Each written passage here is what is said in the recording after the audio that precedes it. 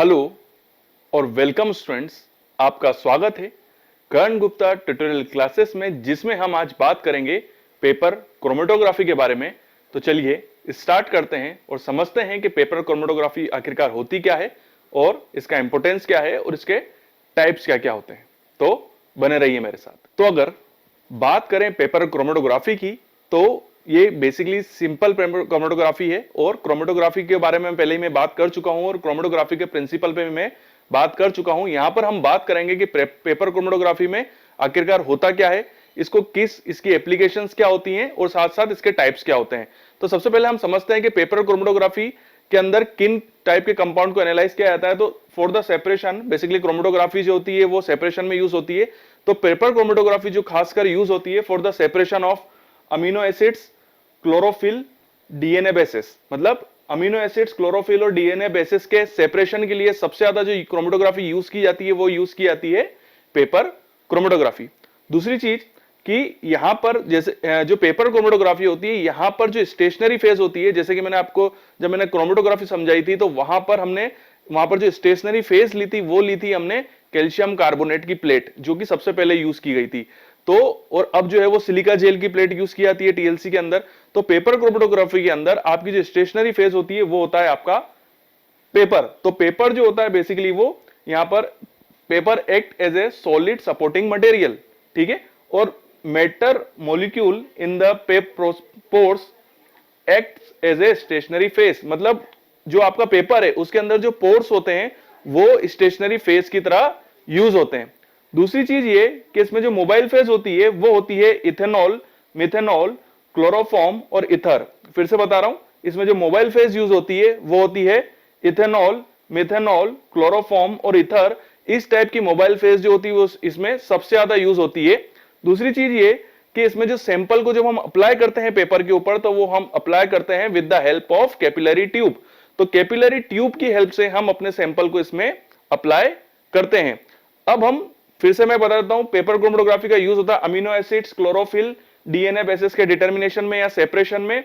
इसमें पेपर का यूज होता है एज ए स्टेशनरी फेज और उसके जो पोर्स होते हैं वो इसमें आपके जो सॉल्वेंट होता है उसको एब्जॉर्ब करते हैं और आपके सैंपल को भी एब्जॉर्ब करते हैं। इसमें जो प्रिंसिपल यूज होता है वो आपके नॉर्मल क्रोमेटोग्राफी का ही प्रिंसिपल यूज होता है।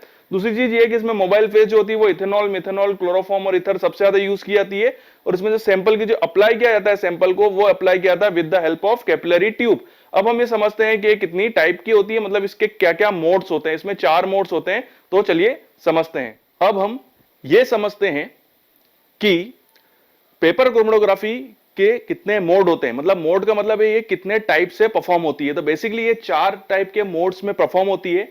पहला मोड है असेंडिंग मोड, दूसरा मोड है डिसेंडिंग मोड, तीसरा रेडियल मोड और चौथा है 2D क्रोमेटोग्राफी। फिर से बताता हूं, ये 4 मोड में होती है, असेंडिंग, डिसेंडिंग, रेडियल और 2D क्रोमेटोग्राफी। अब हम इन चारों मोड्स को बारी बारी से समझते हैं और अब ये देखते हैं कि पेपर क्रोमेटोग्राफी किस टाइप से परफॉर्म की जाती है। तो जैसे कि हम बात कर रहे थे कि पेपर क्रोमेटोग्राफी के कितने मोड होते हैं, तो वहां उसके 4 मोड होते हैं। तो हम बारी बारी से समझते हैं कि इस मोड में कैसे वर्क होता है। तो सबसे पहले मैंने बताया था आपको असेंडिंग मोड। असेंडिंग मोड बिल्कुल नॉर्मल टीएलसी प्लेट वाला ही मोड होता है, जहां पर जो आपका सॉल्वेंट होता है वो नीचे होता है और आप पहले पेपर को लेते हैं, पेपर के ऊपर आप कैपिलरी ट्यूब से आपका सैंपल अप्लाई करते हैं और ऐसा कैसा आपका जो पेपर होता है वो डिप हो जाता है। तो इसमें जो सॉल्वेंट होता है वो ऊपर की तरफ मूव करता है, तो इसे बोला गया है असेंडिंग मोड। बिल्कुल सिंपल है, जो नॉर्मल टीएलसी मोड होता है उसे ही बोला जाता है असेंडिंग मोड। अब हम बात करते हैं हमारे दूसरे मोड की, जिसे बोला जाता है डिसेंडिंग मोड। अब ये असेंडिंग का उल्टा होता है। तो उल्टा कैसे?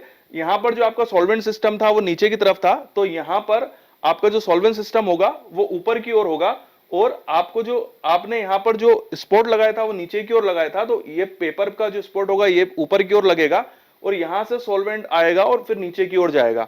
तो आपका सैंपल जो है वो नीचे की तरफ मूव करेगा, इसलिए इसका नाम है डिसेंडिंग मोड। और यहां पर आपका जो सैंपल है, जो आपका सैंपल जो आप अप्लाई करोगे वो ऊपर की ओर जाएगा, इसलिए इसे बोला गया है असेंडिंग मोड। तो नीचे की ओर आएगा डिसेंडिंग मोड, ऊपर की ओर जाएगा तो असेंडिंग मोड। इसमें जो आपका मोबाइल फेज होगा वो नीचे की ओर होगा, यहां पर मोबाइल फेज जो होगा वो ऊपर की ओर होगा। अब थर्ड है रेडियल मोड। तो इसके नाम से ही पता चल रहा है कि रेडियल मोड। तो रेडियल मोड में जो वर्किंग होती है पेपर की, उसमें होता यह है कि यहां पर आपने स्पॉट जो है वो आप बीचों बीच लगाना है और यहाँ पर एक कैपिलरी टाइप होती है जो आपके सॉल्वेंट सिस्टम से कनेक्टेड होती है। तो ये कैपिलरी एक्शन के थ्रू जो सॉल्वेंट होता है वो ऊपर की ओर चढ़ता है और जो आपका जो सैंपल है वो चारों तरफ मूव करता है। कैपिलरी एक्शन और मूव जो होगा रेडियल मोड में कैपिलरी एक्शन होता है और मूवमेंट जो होता है वो रेडियल मूवमेंट होता है, मतलब ये चारों तरफ होता है। तो इसलिए इसे बोला गया है रेडियल मोड, मतलब आपका जो सैंपल है वो चारों तरफ मूव करेगा और एक कैपिलरी के थ्रू उस सैंपल को मतलब सॉल्वेंट को वो सक करेगा। तो ये होता है आपका रेडियल मूव। तो बिल्कुल सिंपल मोड है। इसके आप शॉर्ट नोट भी बनाते जाइए साथ साथ में, तो आपका इजी वे में शॉर्ट नोट भी बनते जाएंगे, इसलिए मैं आपको बोर्ड पे समझा रहा हूं। तो बिल्कुल इजी वे में आपके शॉर्ट नोट भी बन जाएंगे और बिल्कुल सिंपल वे में आप अंडरस्टैंड भी करेंगे। अब हम चौथे मोड की बात करते हैं जो कि है 2D मोड या 2D क्रोमेटोग्राफी। तो अब हम समझते हैं पेपर क्रोमेटोग्राफी का लास्ट मोड और एक अपने आप में एक बहुत ही इंपॉर्टेंट मोड है। तो ये है 2D paper chromatography. 2D paper chromatography mode, इस मोड में बेसिकली दो स्टेप होती है। देखिए पहली स्टेप में क्या होता है, पहली स्टेप में हम बिल्कुल सिंपल जो हमारा असेंडिंग मोड था वही करते हैं। एक पेपर लिया, पेपर में हमने एक कैपिलरी ट्यूब से स्पॉट लगाया और उसमें ये स्पॉट लगाते से ही जो सॉल्वेंट सिस्टम होता है वो ऊपर की तरफ रन करता है। तो हमारा जो हमारा स्पॉट है, जो हमारा सैंपल है वो भी धीरे धीरे ऊपर की तरफ मूव करता है।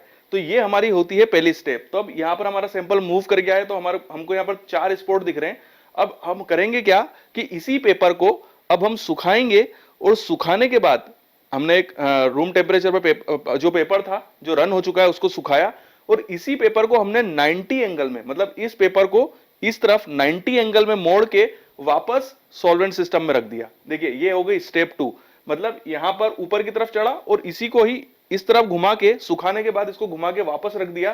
तो ये जो 4 स्पॉट्स हमको मिले थे ये फिर ऊपर की तरफ अलग तरीके से चढ़ेंगे। तो ये कहलाती है 2D पेपर क्रोमेटोग्राफी, जिसकी 2 स्टेप होती है, जिसमें नॉर्मल असेंडिंग मोड होता है, फिर पेपर को हम कलेक्ट करते हैं, उसको सुखाते हैं और वापस फिर 90 एंगल से मोड़ के उसको वापस हम रिजर्वायर, जो सॉल्वेंट रिजर्वायर होता है, सॉल्वेंट सिस्टम होता है, उसके अंदर वापस रख देते हैं और फिर वापस से रन कराते हैं। तो बेसिकली इसका यूज जो होता है वो सबसे ज्यादा वो अमीनो एसिड्स के लिए यूज होता है, फॉर द मतलब सेपरेशन ऑफ अमीनो एसिड्स में इसका यूज होता है 2D पेपर क्रोमेटोग्राफी का।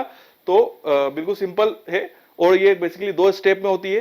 तो मैं आशा करता हूं कि बिल्कुल आपको बहुत इजी वे में ये समझ में आ गया होगा कि पेपर क्रोमेटोग्राफी क्या होती है। फिर भी अगर आपको कोई डाउट है, कोई चीज समझ में नहीं आ रही है, तो कमेंट्स बॉक्स पे मुझसे क्वेश्चन पूछ सकते हैं। मैं जरूर कोशिश करूंगा कि मैं आपके कमेंट्स का जवाब दूं। वीडियो देखने के थैंक यू वेरी मच और यूं ही बने रहिए मेरे साथ। एक इंपॉर्टेंट इंफॉर्मेशन कि अगर आप भी इन इंस्ट्रूमेंट पे ट्रेनिंग करना चाहते हैं तो you are most welcome in our institute. Institute का एड्रेस और सारी इंफॉर्मेशन, चाहे वो ईमेल आईडी हो या चाहे उसका मोबाइल नंबर हो हमारा, वो सभी हमने डिस्क्रिप्शन बॉक्स में दिया हुआ है। आप हमसे डायरेक्टली कांटेक्ट कर सकते हैं और अगर आपकी कोई क्यूरी है तो वो भी आप हमको बता सकते हैं।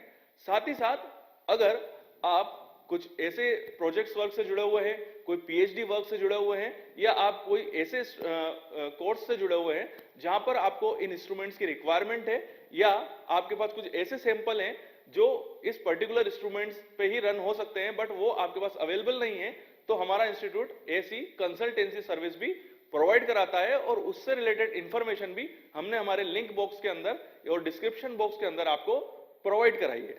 तो बने रहिए हमारे साथ और हमारा वीडियो देखते रहिए। साथ ही साथ हमारे चैनल को सब्सक्राइब करें और बेल आइकन को हिट करें। Thank you.